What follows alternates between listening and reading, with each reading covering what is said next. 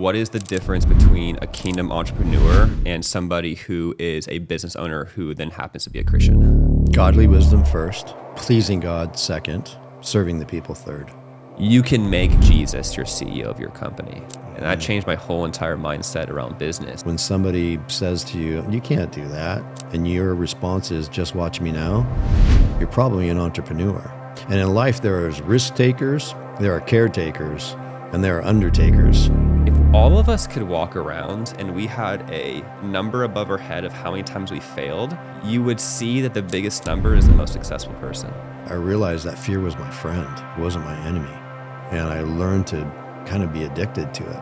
You can have success without Jesus, but you can't have prosperity without him.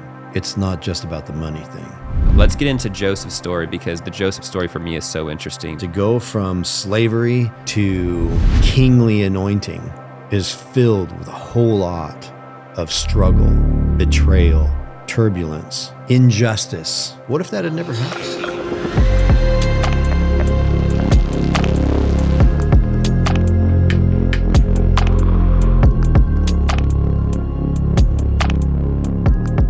So today we're going to dive into one of my favorite topics, which I think you are a master at. So I am going to be a student in this whole podcast. I'm excited for this whole thing, but it's about kingdom entrepreneurship, which I think is thrown around a lot with people. I think people don't really understand what it really means. So first question for you is, what is the difference between a kingdom entrepreneur and somebody who is a business owner who then happens to be a Christian?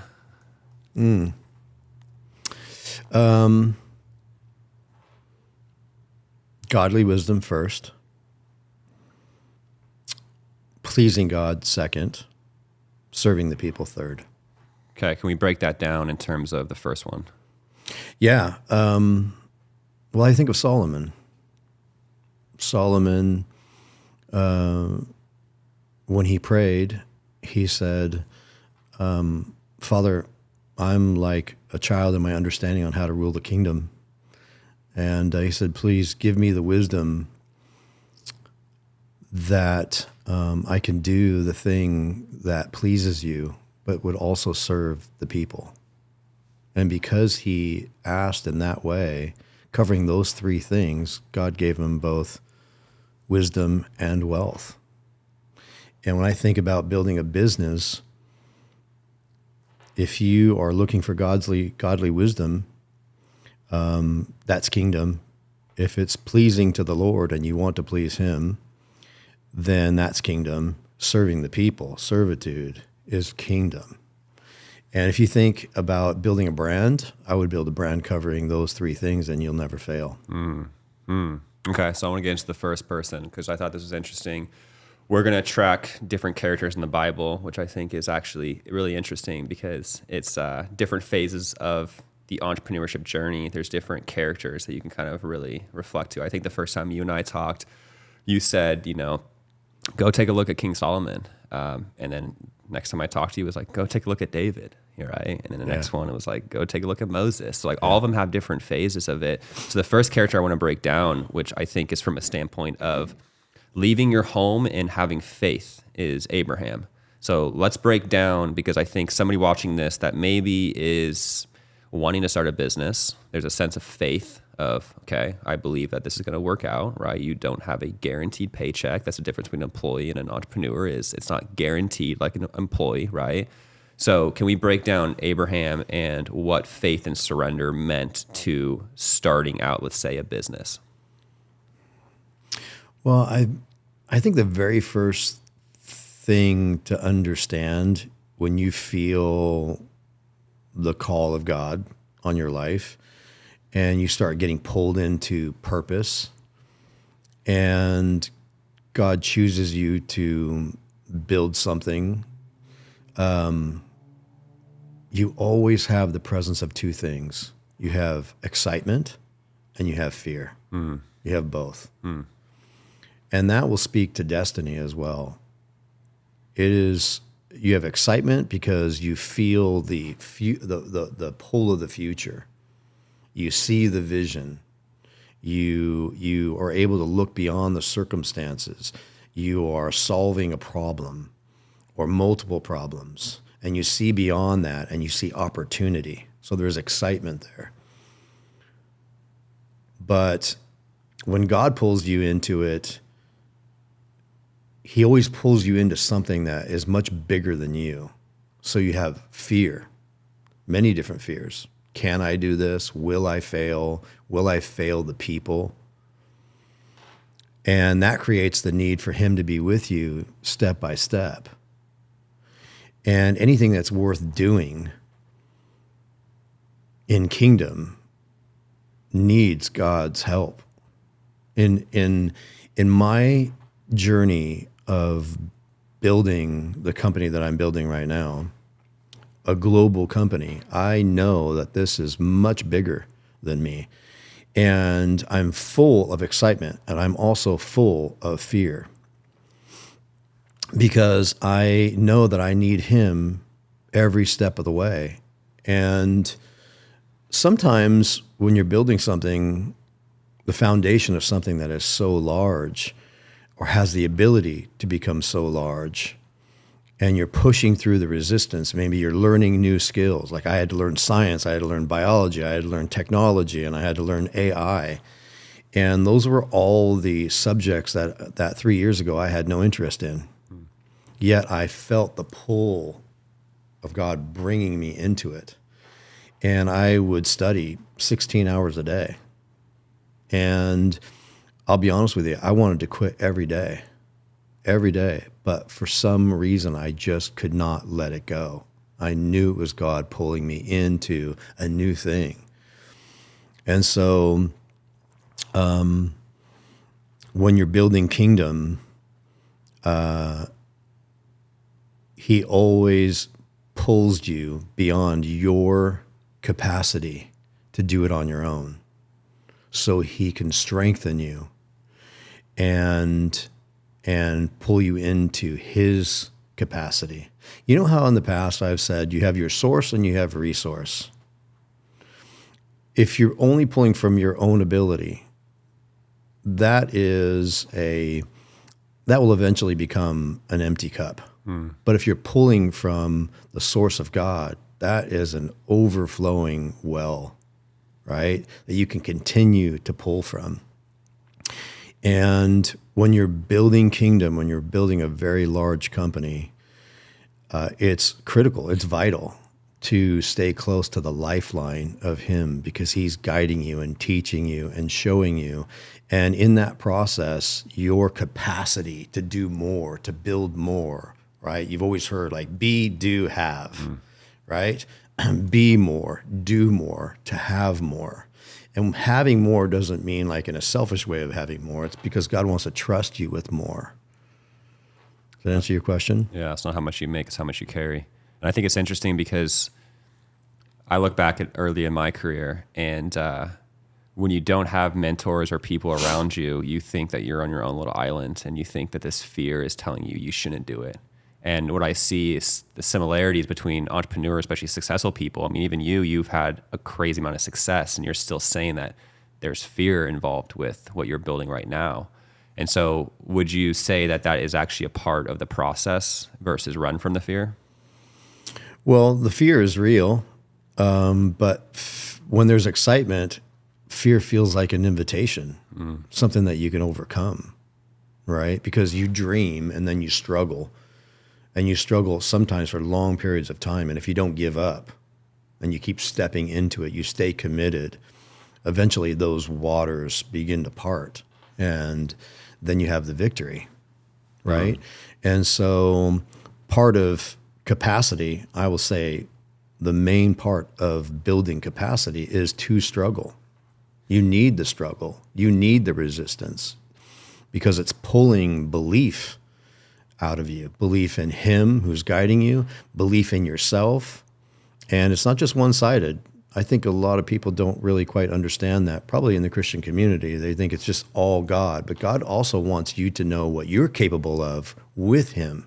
So you have to believe in God, but you also have to strengthen your inward man and begin to believe in yourself, right? So if you look at the life of David, by the time Goliath showed up, he had already fought the lion and the bear. God had already prepared him. Now he's like, who is this uncircumcised Philistine challenging my God. He was ready for the giant. And that same process applies to every single entrepreneur, every single risk taker. And I think we're going to dive into David, that's the most exciting part because I love the story of David. I think that's been my favorite story to dissect in the Bible because it's ups and downs and ups and downs and all that, right? So I think for me, what I want to get into is the concept of the Abraham story, because for me, it's interesting that God tells him to leave his land. And if you think about it from an entrepreneurship standpoint, it's leaving your comfort, whatever the comfort might mean, right? A guy like you've proven success multiple times, but God's telling you to do something that is not within your scope of expertise right now, right? The AI, the biology, the science, all the different things. It's like you're a marketer, entrepreneur by trade. And so God's like, we're going to grow your capacity in different ways. And so I think about Abraham and, one, do you have the faith to leave what is comfortable to seek the uncomfortable, to make sure it has its way with you? And I think about James, right? Have its way with you for these trials, for the perseverance. My question for you is, when you see an entrepreneur that isn't backed by biblical teaching, and realizing that if you read the Bible, a lot of the trials and tribulations are actually invited. It's the process of anything. Do you see them quit too early because those lessons become their expectations versus God's expectations? I see it on both sides, whether they know God or they don't.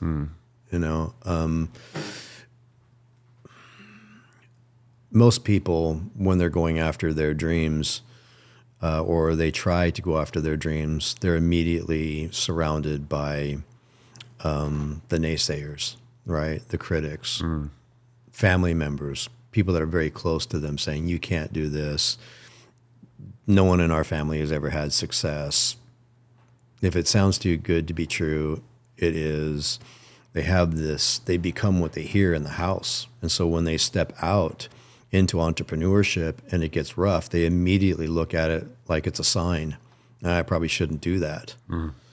And they give up way too soon because they don't understand the process of failing, right? Nothing fails like success. I've failed so many times, but it was just like video games, right? Every time it was game over, it was like, no, it's not. I'm starting over again. And then you level up and you level up and you level up. And entrepreneurship is like gamifying your life. And if more people could use that as an illustration, they would understand the process of growth is always met with resistance. It's the same thing for an athlete. You have to hit a wall and hit a wall and hit a wall and hit a wall and constantly improving and applying and staying committed and overcoming and failing and wanting to quit. And entrepreneurship is painted on the same canvas. It's the same thing. But when it comes to kingdom, see, for me, I believe kingdom is much easier. Not because the road is easier. It's not. It's because there's an eternal drive that's pulling you. There's a vision that you just can't let go of. And it's not just coming from your own mind. There's heavenly help that's encouraging you, that's praying over you. You have family members that are praying. You have ministering angels that are speaking to you. You have the call of God upon your life. You have a gift that's speaking to you. I love the scripture in Proverbs. It said, a man's gift makes room for him and brings him before great men. Out of all of the people that I have continued to mentor through the years, literally hundreds of thousands of them, when they ask, I don't know what my passion is, I don't know what my purpose is, and I'm still looking for meaning, I'll just go, well, what are you good at? What are the things that light you up on the inside of you? Well, yeah, it's this, but I don't know if I can get it to monetize. I'm like, I can promise you, if you understand what your gift is, the easiest thing in the world for you is to get it to monetize. Your gift will make room for you, and it'll bring you before great men. It'll bring you before kings, government, celebrities. It will make room for you. And so operating in kingdom is so much more exciting because it has real meaning and real purpose. And you have God that's walking with you hand in hand, opening up doors for you in the process after you've stepped and stepped and stepped and stepped.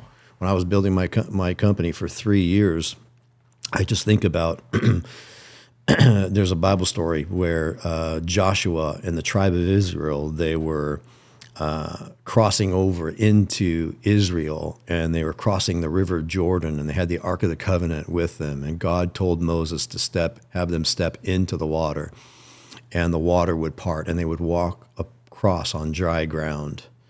And notice he didn't say, go to the riverbank and it'll open for you. What didn't open for them until they stepped and stepped again and stepped again, and they're in the middle of it. And now it was wide open and dry, and they all walked across on dry land, like 3.1 million Jews.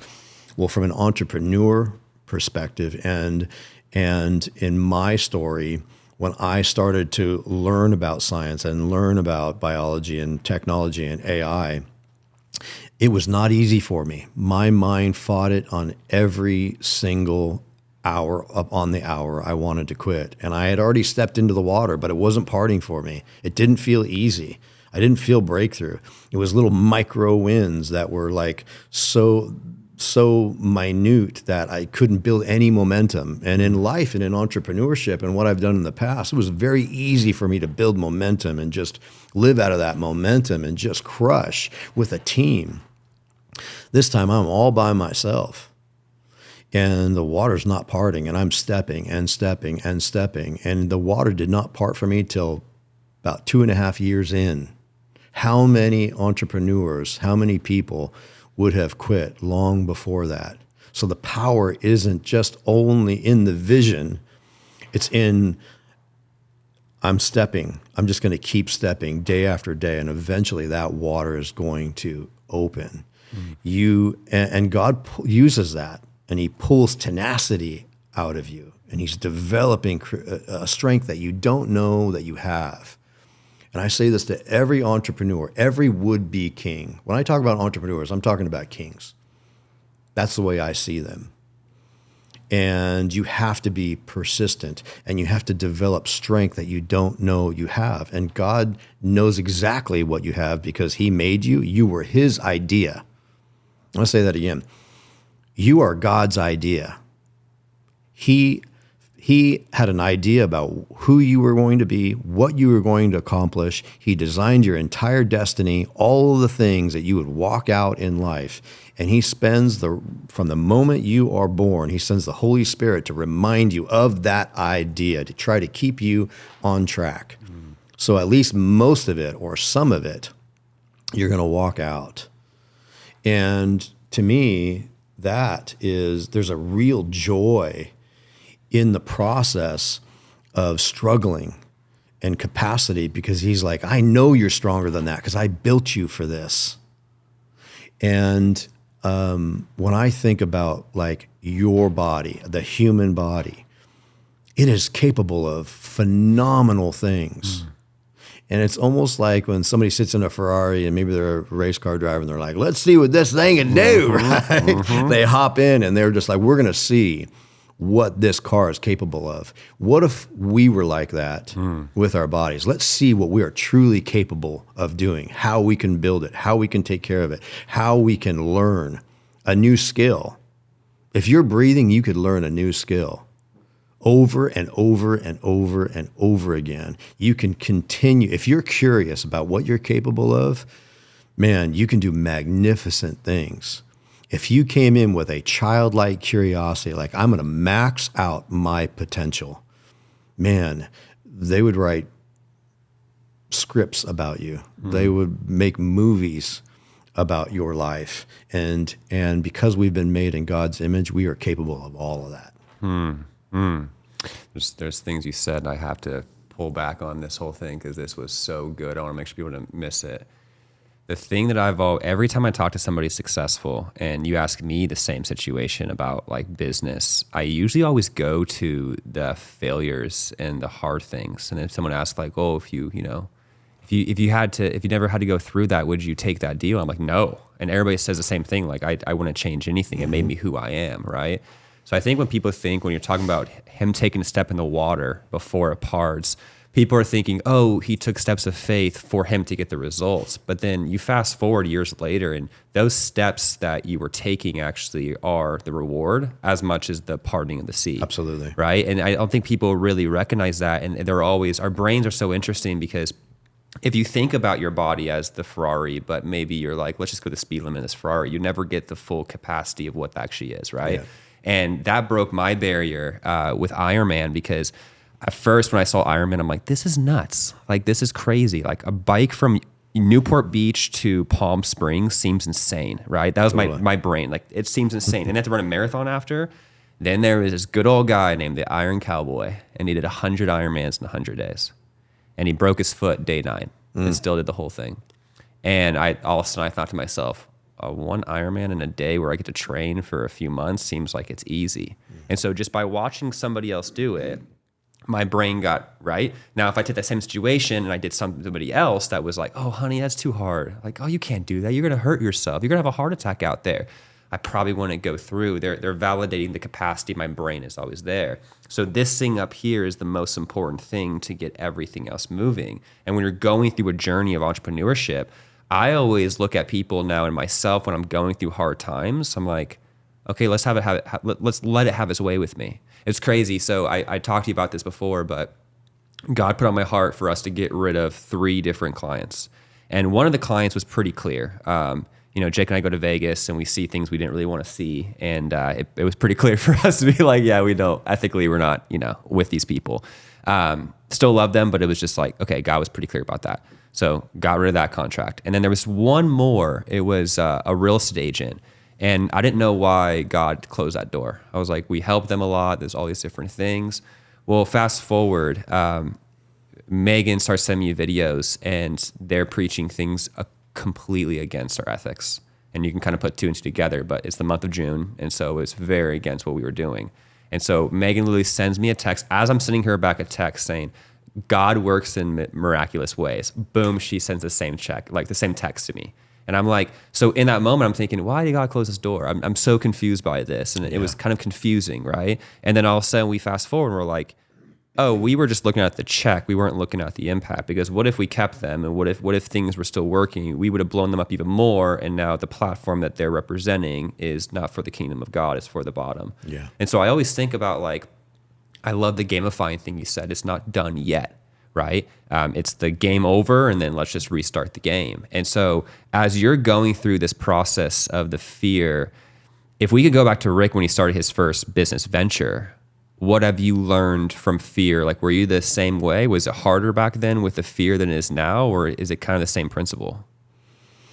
No, it wasn't. It was always difficult for me. But what I found, just as early as I can remember, fear always triggered a courage on the inside of me, no matter what it was, whether it was speaking in front of people or a fight or a game or any kind of challenge.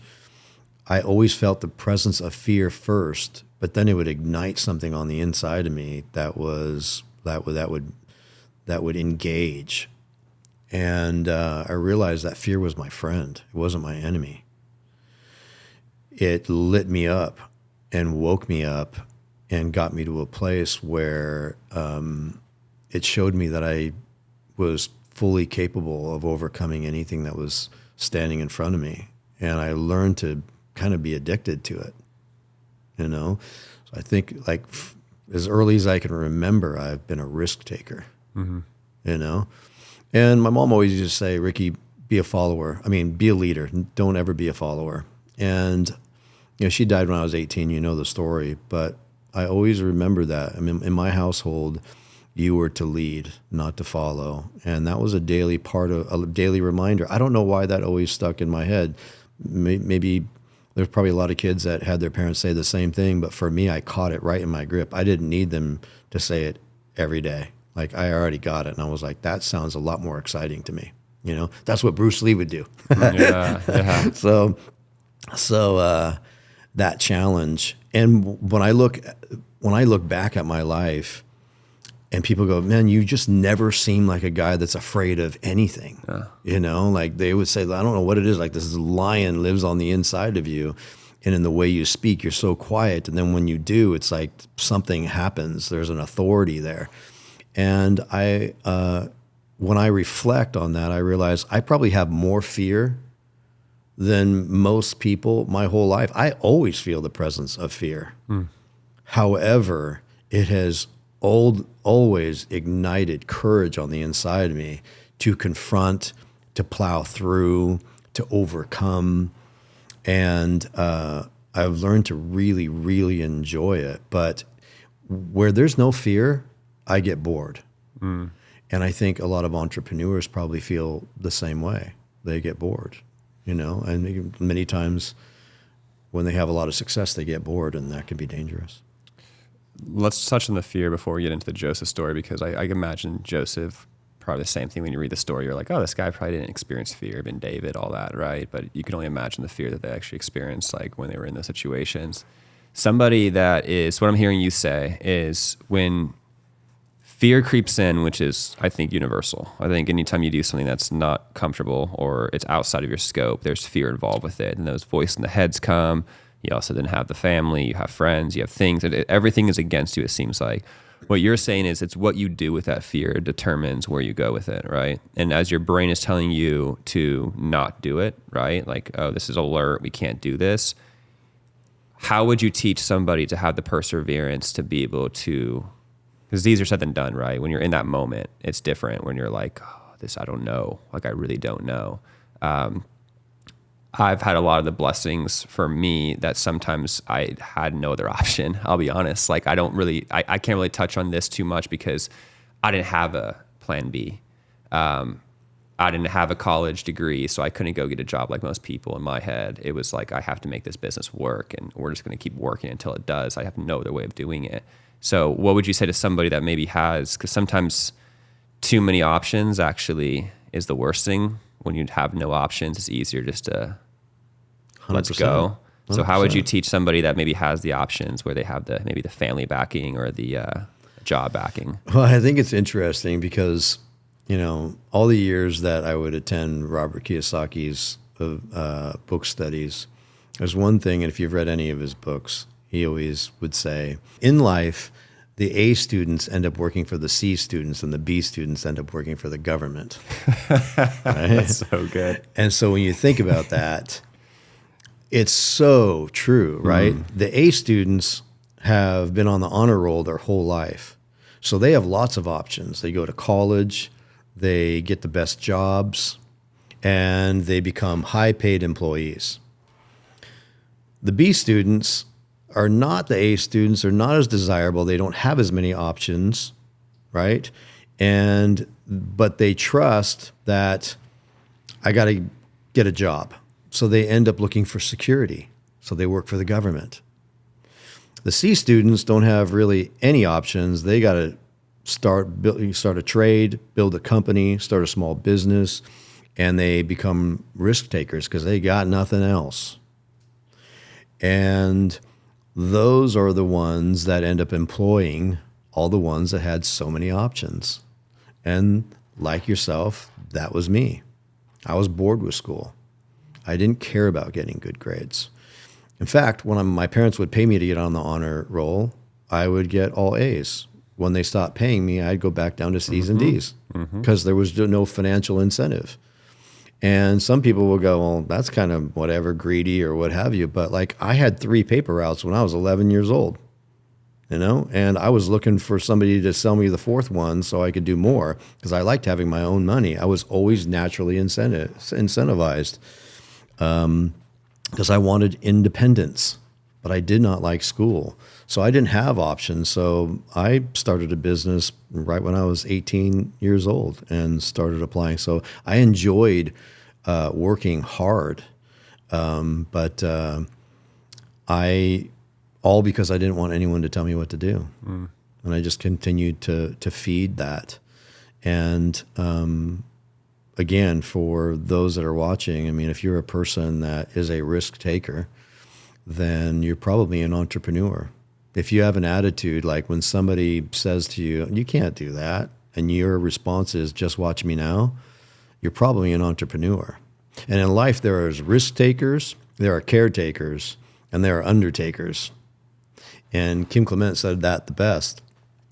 And risk takers are the kings. They're the entrepreneurs. They're the ones that they step out into the unknown. They embrace fear. They embrace challenges. They overcome. They struggle. They push through the resistance. They plow through it until they win. And then you have the caretakers that are just sticking their nose in everybody else's business. They don't really do anything. And then you have the undertakers that don't believe in anything, but their job is just to tell you that nothing is possible. And so it's a lot more exciting being a risk taker. I can't imagine living a life not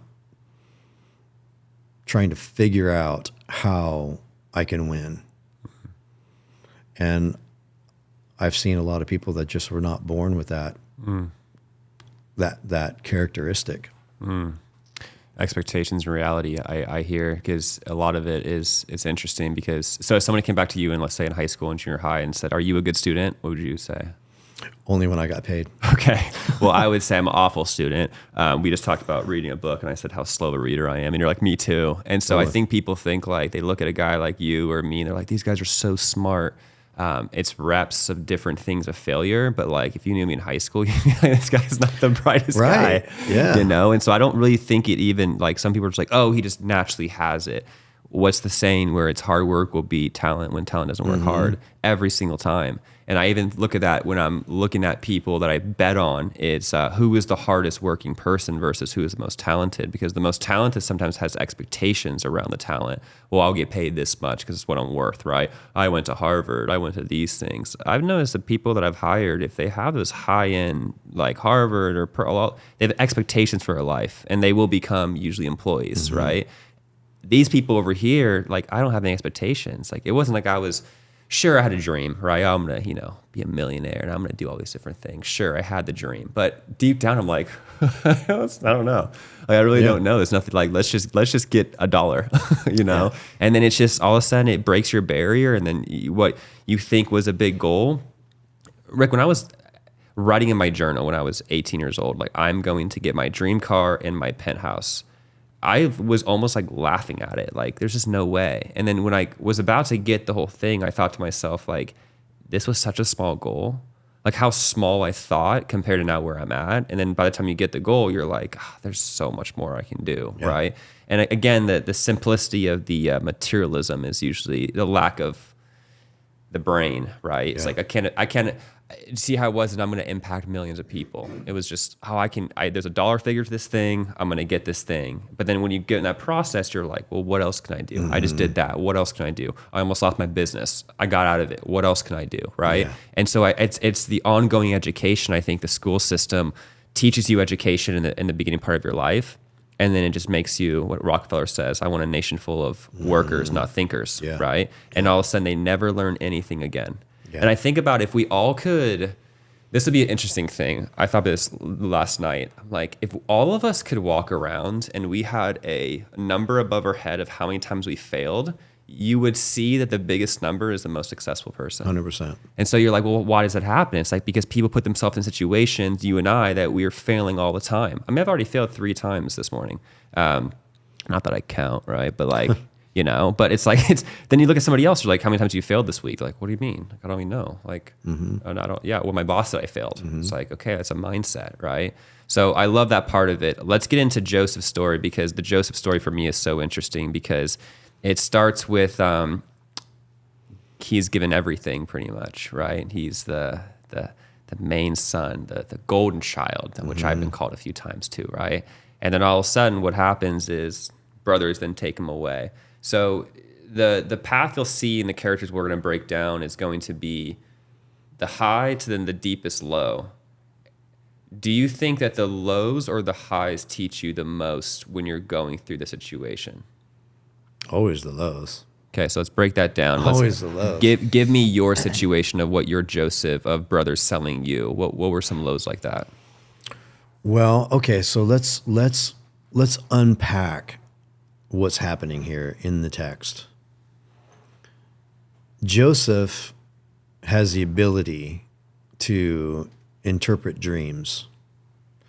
And he has a dream, and he's sitting at a table with his family. He said, I had a dream that these stars, my brothers, are all going to be bowing down before me.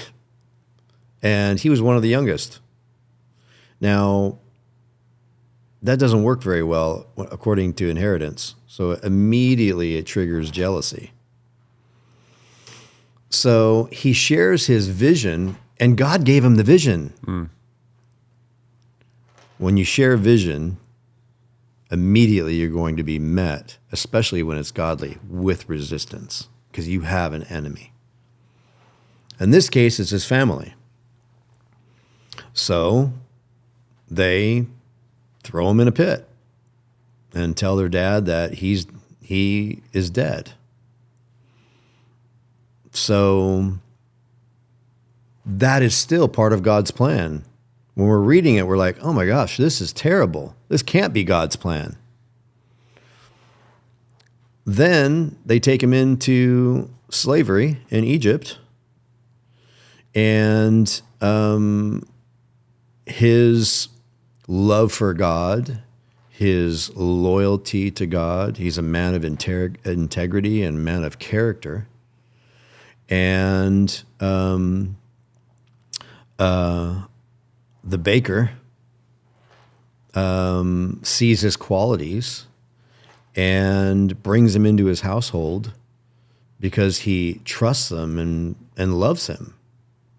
Well, now, Joseph was a good-looking guy, so much that the baker's wife wanted to sleep with him, and she did everything she could to try to get his attention. He would not do it. And the baker's away and for a weekend, and she tries to seduce him, and he resists, and she's trying to tear his clothes off, and it says he ran out of the house stark naked. Was the baker? Was it Potiphar? Potiphar. Okay, so he was the baker. Oh, yeah, okay. And I believe he was. Yeah. And so when he comes back, she accuses him of raping her. So he has him thrown in prison. All still part of God's plan. And he's in prison with another guy, I forget what his name is, and he recognizes that he has the ability to interpret dreams.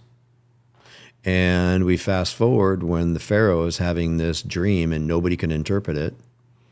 And we find out in extra biblical text that he was in prison for like 2 years. It wasn't like a weekend or 6 months. And Pharaoh's trying to get everyone to interpret a dream, and nothing is working. And his friend that was in prison that got out never really said anything either. And that was still God's plan. So then Pharaoh finds out that there's a man in prison that has the ability to interpret dreams. And he interprets the dream and puts him in a high place, very high place. And so to summarize this, you see Joseph, he wakes up in prison, and by the end of the night, he's prime minister of all of Egypt, second to Pharaoh. All part of God's plan. How many people would think, God left me? This is not for me. This was clearly not God's plan. And then now he's prime minister, and there's still purpose behind it. God didn't just bring him into being second in command of all Egypt for no reason at all. Later on, we see there's a famine in the land.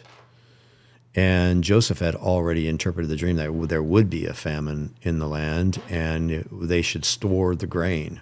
Sure enough, that time comes, and his whole family and his brothers, they need to come and buy food.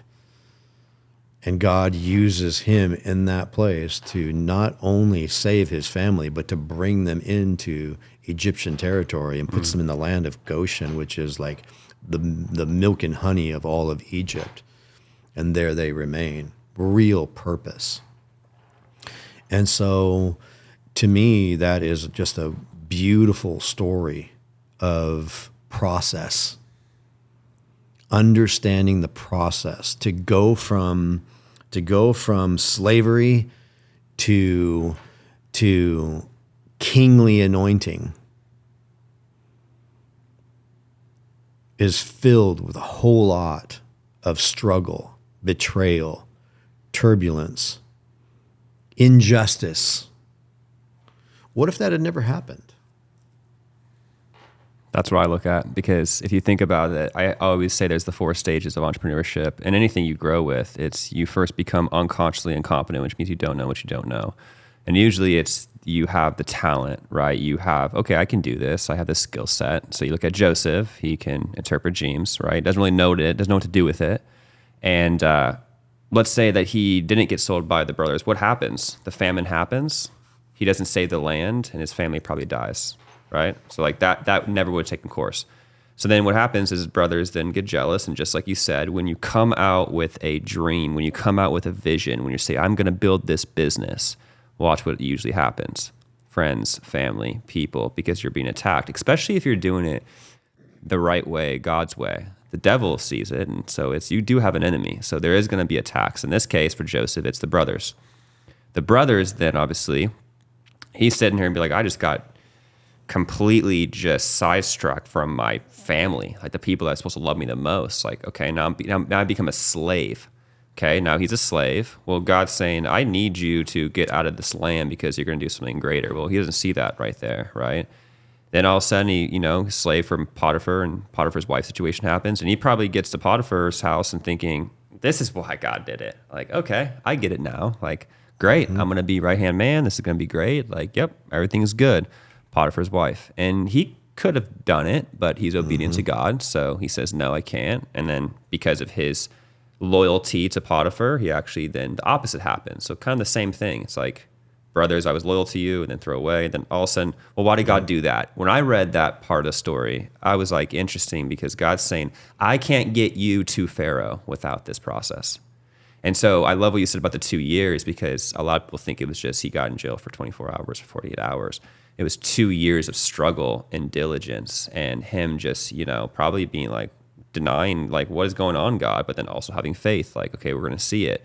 That part right there is the consciously competent, which now you know what you don't know. You know that like, I have nothing. I am in this jail cell. I don't even know. I have to believe in God, right?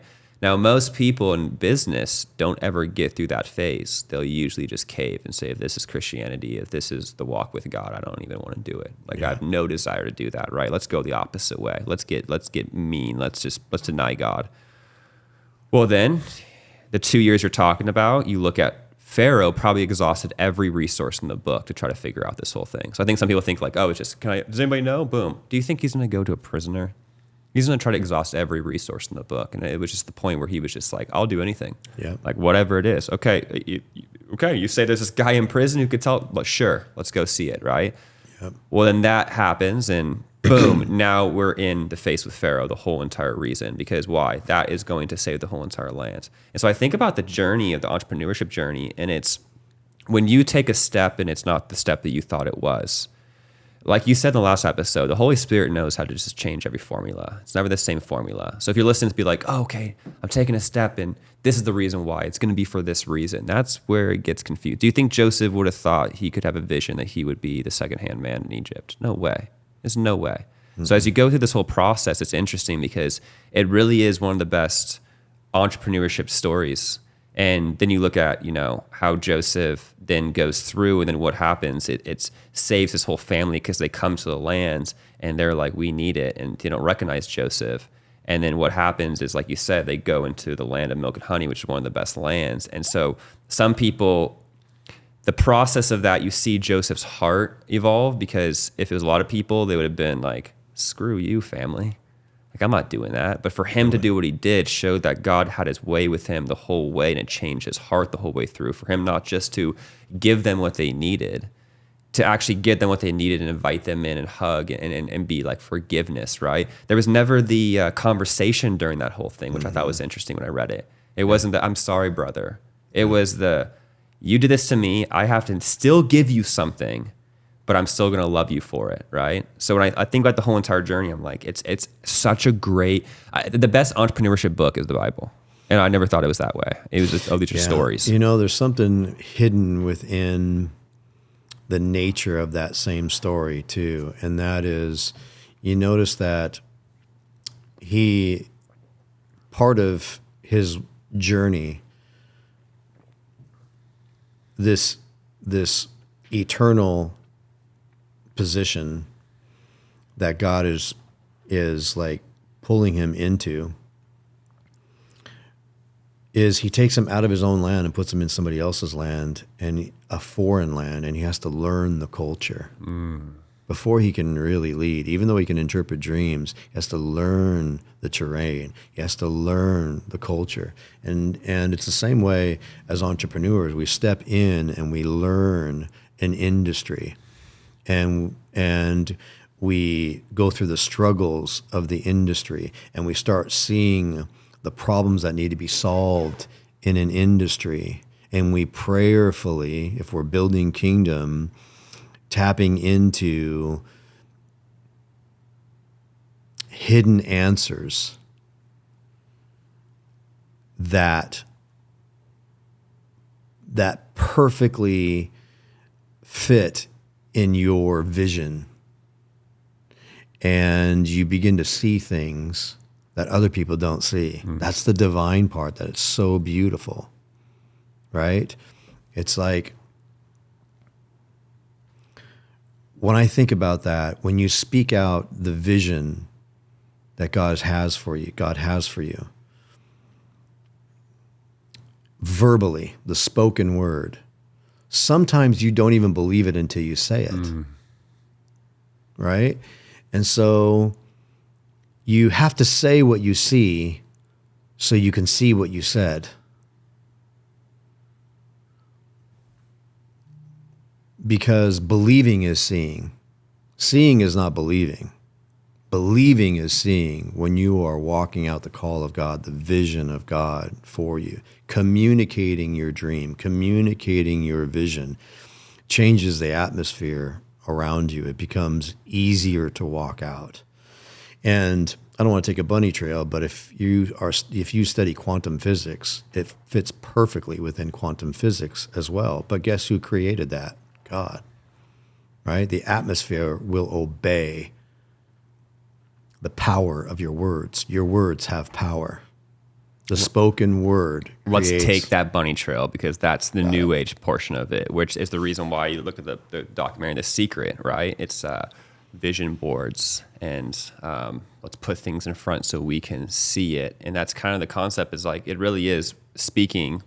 If you're speaking it, you're putting it on a piece of paper and you're seeing it. So like, why do those things work? Because the spoken word creates energy, and energy creates matter. And what's interesting about those subparticles is they react differently based on the person who's viewing it. It's not predictable. It's not like Isaac, where he's like, whatever, Isaac Newton, right? Is that right? Whatever goes up must come down. And when it comes to quantum physics, it's not predictable. It's unpredictable. And the particles react differently based on your belief. And you can take that same, and it's not New Age. Like, it's all through the Bible. We talk about the spoken word. And even Jesus said that if you had the faith of a mustard seed, you could say to this mountain to be cast into the ocean, and it would obey you. Now, this mustard seed was probably the smallest thing that they had ever known. If he had said that now, I think he would probably be talking about some sort of a particle, a subparticle, because those particles do obey you, and they're loaded with energy. And they react to the power of your words. Jesus said, the Bible says, life and death are in the power of the tongue. Your words will form your world. If you want to change your world, change your words. Have you ever noticed when people speak negative things over their life, all they get is negative? It wasn't until I stopped saying what I was feeling on the inside of me, or the battles that I was going through many years ago. 27 years ago when I was 27 years old, I decided that whenever anyone asked me how I was doing, I was going to say, great, I'm doing great, no matter what I was going through. And it began to take root on the inside of me. At first, it was just like, I'm never admitting it. I'm going to speak out positive things over my life. And I had to renew my mind to that. But after a while, it took root, and I really believed that I was going to be very successful someday. I knew that I was going to have millions. I didn't have it now, but I had a knowing on the inside of me that I would do amazing things in any industry that God was calling me to. And I stopped saying I can't afford it. I started to ask, how can I afford it? Because when you say I can't afford it, it's end of story. When you say, how can I afford it? It opens up all the doors of interest and opportunity and curiosity, problem solving. If you're a business owner, you're a problem solver. If you're an entrepreneur, you're a problem solver. If you are prophetic, biblically, you have vision, you have insight, you have foresight. You have a knowing, you're tapped into heavenly things. God's revealing things to you. And you speak those things out. And then you match them by walking out what you see in your vision, right? The Bible says man perishes because of lack of vision. And that word is para, and it means to decay. You decay when you don't have vision. And all of those things that I discovered in the Bible said one thing to me. I see abundance in everything. I want abundance in everything. I saw that God operates from a place of abundance, right? He didn't just make one apple. He made orchards. He didn't just make one fish. He made billions. He didn't just make one star, he made galaxies. He's infinite. Everything he does comes from a place of abundance. And if we've been made in his image, we should operate from abundance. And when you are in a mindset of abundance, it's not limited to just monetary value. When you have abundance, you are abundant in everything you think about. You are gracious and giving in giving of your time, giving of compliments, giving of money. You're not fighting over market share from a scarcity mentality. You know there's enough for everyone. You're sowing seeds of friendship with people. When you apply abundance, true abundance, to every area of your life, you are a completely different person. And when you're tapped into heavenly things, when you're tapped into heaven, when you're tapped into God, you are not full of scarcity at all. Even though there's a struggle, you know you're going to be okay. When we get back to part of your first question about Abraham's arguing with his brother Lot because the cattle and territory, and there's just the territory is just getting too small for them. And Abraham has so much faith, abundance on the inside, because he knows God's got my back. He's like, look, if you take the east, I'll take the west. If you want the west, I'll take the east. You decide. That is abundance. He knew that he could leave and go into a foreign land, and God has got his back. That is another illustration of abundance. When you have abundance pouring through the way you operate, no price is too high. If we look at it like money, if you had an unlimited supply of money and somebody said, this is going to cost any figure they said, you'd be like, done. You go, why? Well, because he has an endless supply of money. It's not limited. It's infinite. And so when you operate from a place of infinite abundance, paying a price of what it's going to cost you to get to this place, knowing it's the plan of God in your life, you feel it. You feel the pull of the future. You feel the destiny. You see beyond the present circumstances, and you're willing to pay the price because you know it's going to be better, right? It's like Jesus when he's on the Mount of Transfigurations and he's about to be crucified, and it says that he was able to tap into his glorified body, and they saw him in his glorified state, like who he really was. Like he got a chance to taste what it was going to be like after resurrection before he had even went to the cross. So on a smaller scale, we have the ability to see beyond our present circumstances, how much better it's going to be than the stuff we're going through right now, and it's going to be worth it. That's how powerful vision is. Miles Monroe said that eyes that look are common, but eyes that see are rare. And he said, sight is a function of the eyes, but vision is a function of the heart. And most people that are not entrepreneurial, they only have sight for the day, but they don't have vision for the journey. You need to get the vision for the journey. That's longevity. That's legacy. It's not scarcity. It's abundance. Once you get a hold of that, you can't let go of anything that God deposits in your spirit because you know it's going to be fulfilled if I just continue pushing forward. Eventually, that Jordan River is going to open. That river is going to part. No matter how many times I need to keep stepping into it, it is going to part. And it takes great faith in that process. But at the same time, you have this deep knowing that you haven't missed it. You're not having second guesses because you're just like, why do I still have this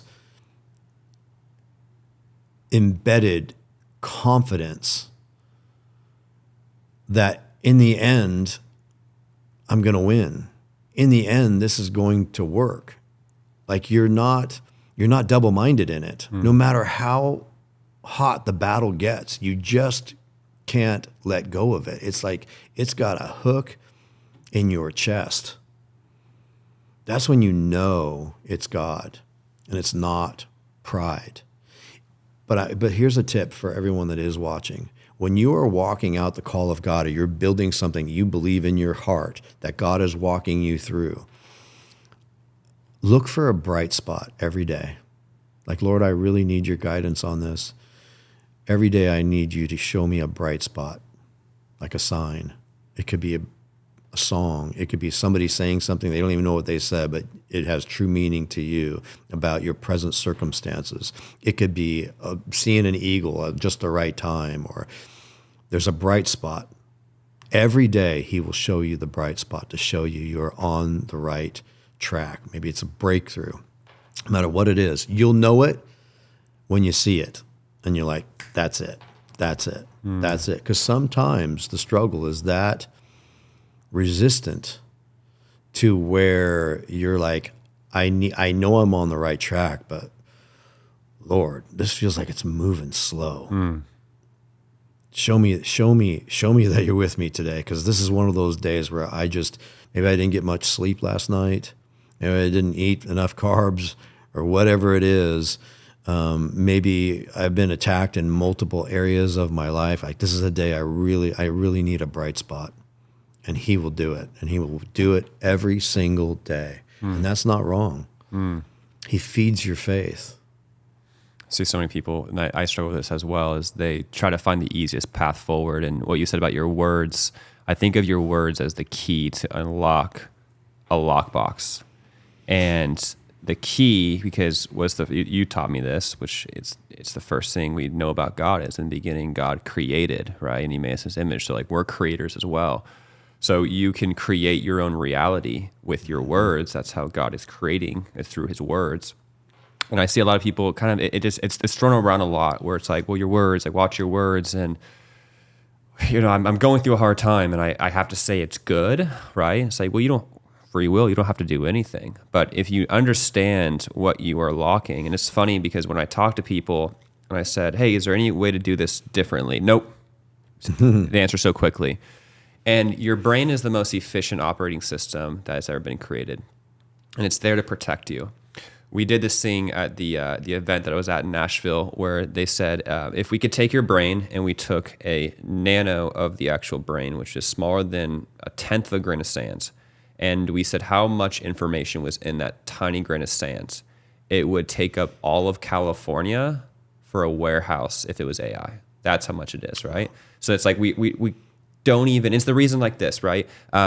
You and me and all of us here have so much in our minds that we haven't unlocked. And it's because our brain is very efficient. So if we were talking and all of a sudden I pulled up this song from, 1990s that you haven't heard in a long time, but all of a sudden it brings you back to this thing that was always in your mind, but you haven't thought for a long time. You're like, oh my gosh, I haven't thought about that in a while, right? You have it in your mind, right? But your mind is supposed to just protect. And so when you use those words, I think some people make the mistake of thinking the words you're using, well, I'm lying to myself. I don't feel this way. And so I'm going to just say what I feel. It's like, well, you are creating what you're feeling currently. This is a lock to unlock something. And just because you unlock it doesn't mean you have to grab in and grab from it. You have to know what's inside the box you're unlocking. Yeah. And so it's the first process. But if you use the right words, but then you remove what you talked about, which is the prayer and going with God and show me the light, you will just open this box and look inside, and you won't have the eyes to see what's in the box. You'll say, I just unlocked an empty box. Yep. But then you pray and you look in the box and you see, oh, there's little lights in the box. Oh, okay, well, let's just grab this little light. And then what do you realize is light becomes something even bigger and bigger. Yeah. And it's the whole process, because when you start saying that, I was like, that's Joseph probably in the prison where it's 2 years of show me something. And I don't think it was him just being in there being like, sitting there being like, this sucks for 2 years and I just can't wait for the one moment that I then go to Pharaoh. Yeah. It probably was those visions. It probably was those signs you're talking about. And so having the courage to pray and walking with God during it and saying, I don't know what you're doing right now, but I trust, right? And James, it says, ask for it and God will give to you, but believe. And if you don't believe, you are double-minded, right? I think a lot of people, and you look at that in the Gospels, every time God healed or did something, there was always faith behind it. She touched my cloak. Okay, because of your faith, you were healed. Because of your faith, you were healed. So it starts with faith. And the mind is so good about removing faith from you and saying, nope, we've done this a million times. It doesn't work. I'm poor. I am not worthy. I am a people pleaser. Nobody loves me. That's so good about pointing out those little things. But then do you have the courage to go on the flip side and say, I used to be that person. I'm not that person anymore. Let's change our words, which is step one. It doesn't mean it fixes everything. It gets you on the right path. Yeah. But then it starts to get you where you're going bigger. And it's like, okay, well, now I changed my words. I changed my reality. Are you willing to go through the reality? Because I think what a lot of people talk about is when things start to work, then you think it's the formula. Oh, I just have to say it's good, and then it'll appear to be good. And then God will be like, that's not how it works. It's not just you talk it out. So I love that. We took a little bunny trail, but I love that bunny trail because I think so many people have a hard time with their words. And I can always tell how successful they're going to be based off the words they use. And a lot of it's past programming from parents' words and school. And society does such a great job of keeping you in a box. Yeah. Your words have to be mixed with belief. If you say something long enough, sooner or later, you're going to start believing it. And then you gain traction and everything works. There was one thing that I wanted to say earlier about atoms. And I was reading that in an atom, there is that particle or wave-like particle is moving at 1,800 miles per second.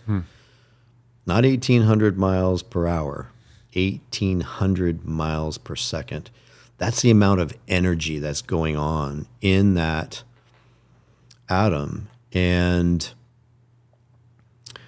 when physicists look at it under a microscope, all of a sudden it stops and forms a particle, and literally like looks back at you.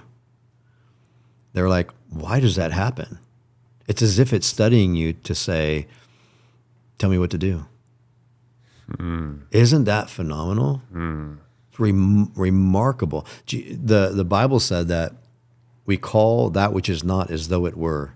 Faith is a substance of things hoped for and the evidence of things not yet seen. A physicist could say that. Jesus said it. Is it not Jesus? Paul said it. We'll have to run it back and see. But nevertheless, it is in the Bible.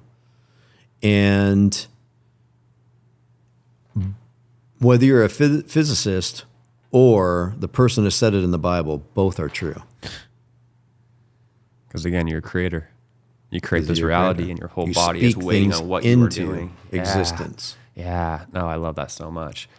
Okay, so I want to get into if Jesus was a CEO of a business, how do you think that he would run his organization?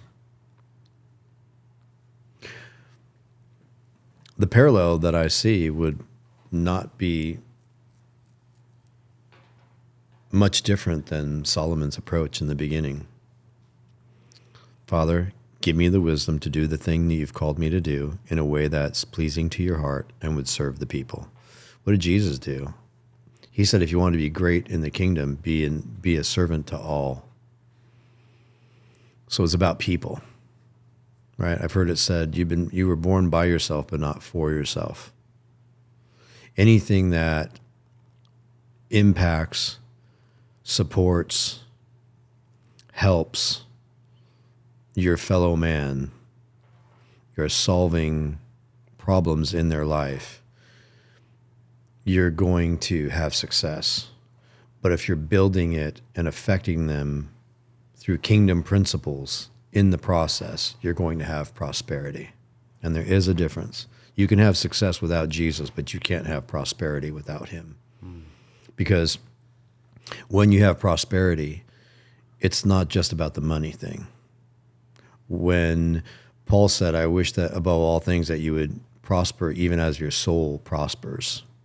So when you are prospering, you're prospering in your health, you're prospering in your marriage, you're prospering in your relationships, you're prospering in your business, you're prospering in your body, you're prospering in the way you think, and prosperity always brings peace.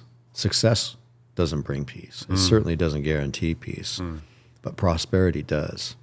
Prosperity is a component of life. And God, he wakes up dead things.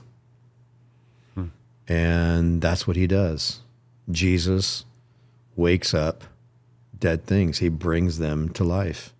And success can feel like life, but it always has a limitation.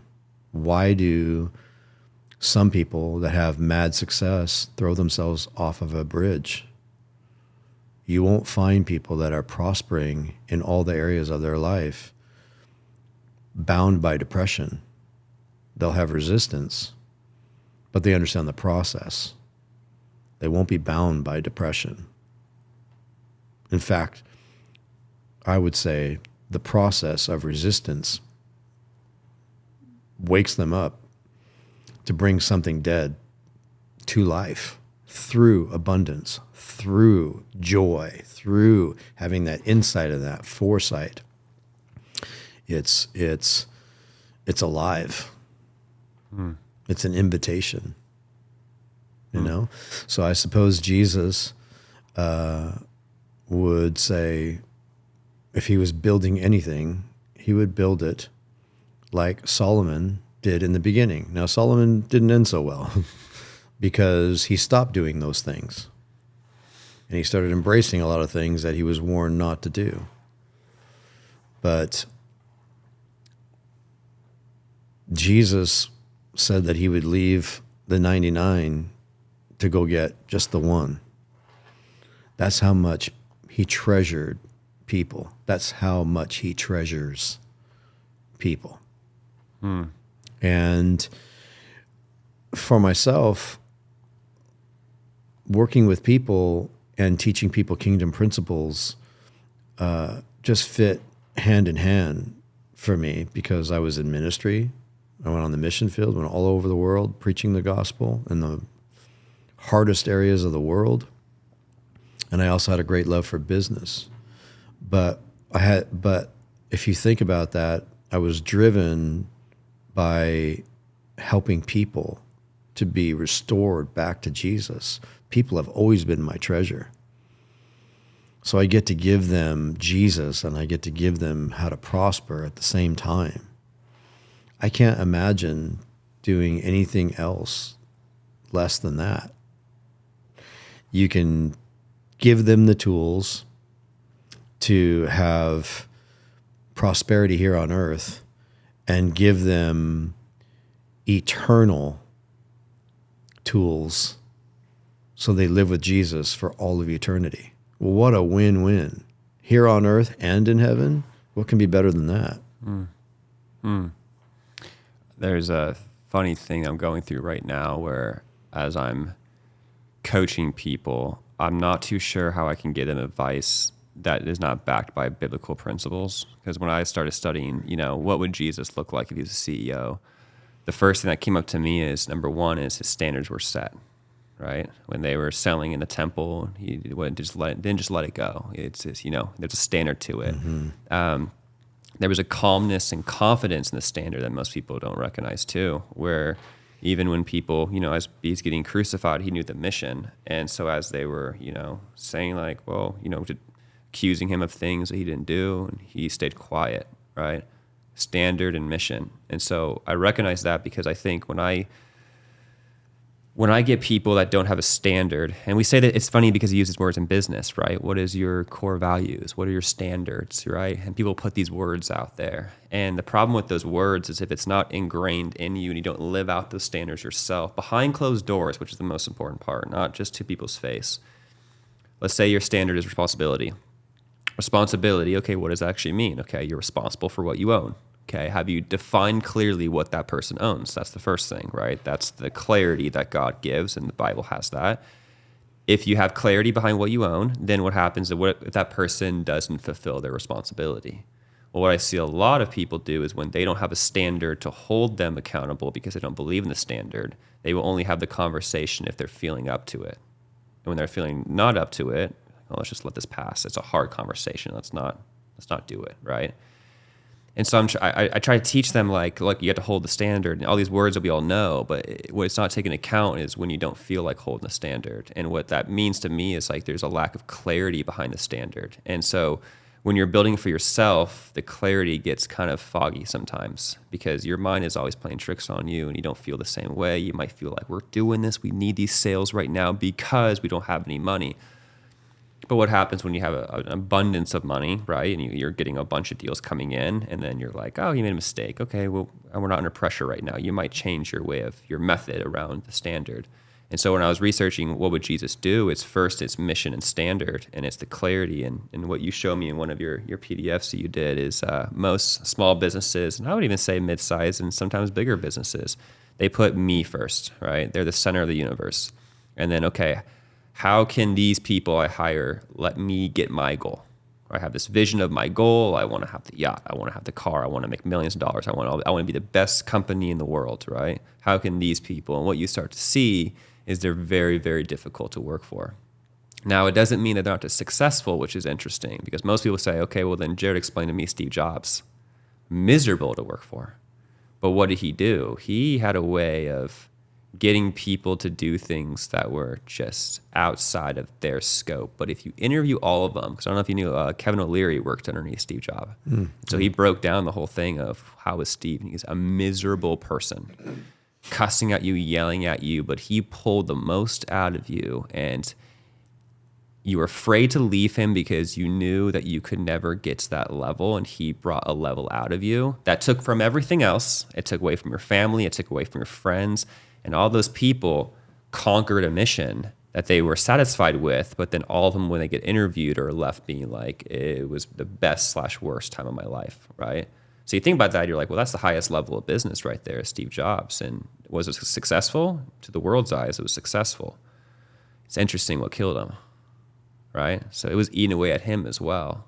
And I don't think those things are coincidences. I think it's like, look what actually happened. And then if you look at the last year of his life, you almost saw a different Steve Jobs. You don't see that same person. And so as I start looking through this whole thing, I'm like, Jesus and a CEO, the world doesn't really show you what success looks like in the right, it's kind of a, like, I mean, even like you're very studied about Steve Jobs, and most people aren't. They think that he was the best entrepreneur of all time, and he was just had a great culture, and look what he built. And then, but if you look behind the curtain, you're like, wait a minute, it's a different story here, right? I mean, Hitler got people to do things that were absolutely insane. Was it the right way? And then what happened to that story? It always implodes. And so it's interesting how it always just, you build up this huge tower on sand, and then all of a sudden it collapses so much harder. And you're like, well, did Apple collapse? It's like, well, he got fired from the job and he lost his health. And so you can look at that as a collapse, right? The company still ran. But I think there's also things underneath the curtain of why Apple is still successful that, people can't see the average eye.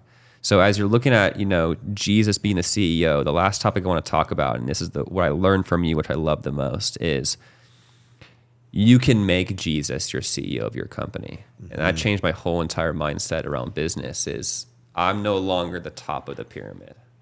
If I put God above it, meaning if you actually visualize him as the CEO of your company, it makes the tithing, the giving back, the purpose behind your business so much greater, because you almost act like he is the CEO, so the CEO needs to get paid. And when you started talking to me about that concept, it changed everything for me, because for me, I need to gamify things for me to take action on it. I need to visualize like, okay, we got to pay him, right? Now is God going to be coming knocking on my door being like, where's my paycheck? No. And so there is a sense of that. Can you walk people through why that is so important for you and for entrepreneurs to do if they are wanting to build a kingdom entrepreneurship business? Yeah.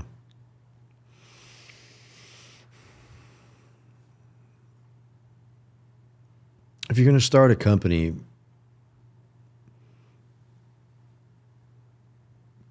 that's kingdom-minded, the first question is, what is God interested in? What does he want to build? Who is it going to impact? Where's the money going to go? Where does God want the money to go?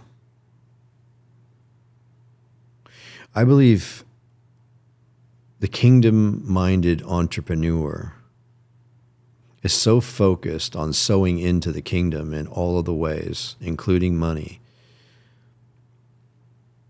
that he or she builds a business just to support that. That servitude. That is its sole purpose.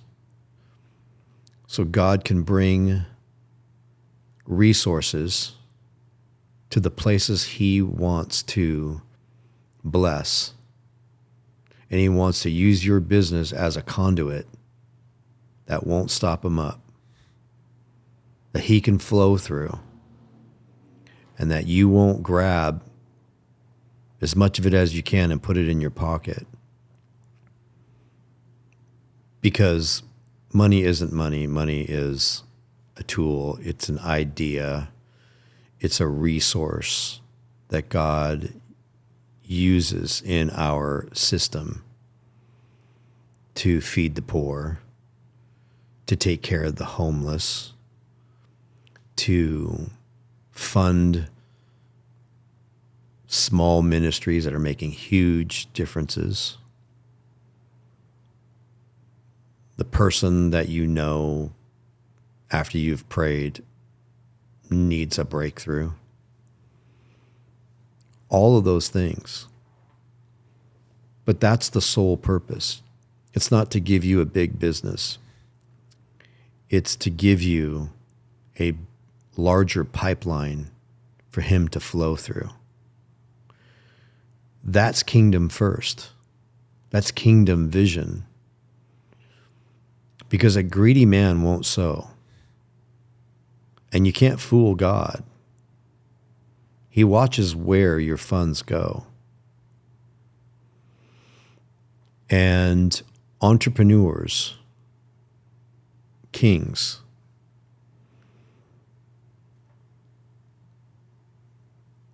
they delight in, where are we going to give next? Where do you want me to sow the money next, Lord? Their eyes are on everything. It makes them giddy. They can't wait to wire the money. And because of that, God just keeps giving them more and more and more and more. Because God uses man to supply the kingdom. Yes, he could do it all on his own.